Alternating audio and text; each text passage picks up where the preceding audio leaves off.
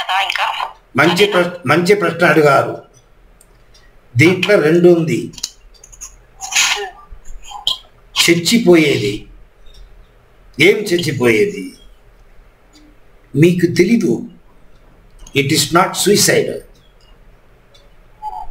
60, 70, 80, 90 అయిన తర్వాత ఆటోమేటిక్గా మీ ఒళ్ళు చెడిపోతుంది. ఈ దేహంలో ఆత్మ కాపురం చేసేదానికి అయ్యలేదు. అనాలాయక దేహం, మనసు, ఆత్మ రెండు కూడా ఈ దేహం కాపురం చేసేదానికి బాగలేదు అట్లా తెలిసినప్పుడు అది బయట పోయి ఇంకొక దేహం లోపల పోతుంది. దానికి పేరు డెత్.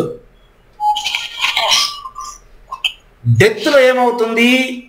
ఆత్మ మనసు ఒక దేహం నుంచి ఇంకొక దేహంకు పోతుంది. మీరు పుట్టుతారు, మీకు పేరు ఏమి తెలీదు. పాత జన్మాల మీ పేరేమి, మీ తండ్రి ఎవరు ఏమి తెలీదు. భగవంతుడు ఏ దేహం ఇస్తాడో ఆ దేహం లోపల పోతుంది. అది చచ్చిపోయేది, డెత్ చెప్తాం. ఆటోమేటిక్గా లేకపోతే సాధనాలు చేసి ఆత్మ తర్వాత మనస్సు రెండు కూడా దేహం నుంచి బయట పంపించేదికి పేరు సాధన, ఆధ్యాత్మ సాధన. అది చేస్తే మీకు పుట్టు లేదు, చావు లేదు. దానికి పేరు ముక్తి, డెత్ కాదు.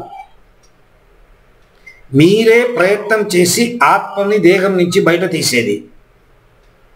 లేకపోతే మీ మనసు లోపల ఏదే ఒక మ్యాటర్ ఇన్ఫర్మేషన్ లేకుండా పోతే ఆటోమేటిక్గా బయట పోతుంది.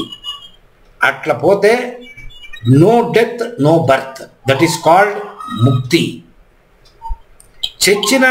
చచ్చిపోయిన తర్వాత దొరికేది మోక్షం. మీరే సాధనాలు చేసి మీ ఎఫర్ట్ నుంచి మీరు తీసుకునేది ముక్తి. ముక్తిలో పుట్టు లేదు, డెత్ లేదు, పుట్టు లేదు. మోక్షంలో భగవంతుడు చూసి ఇస్తారు.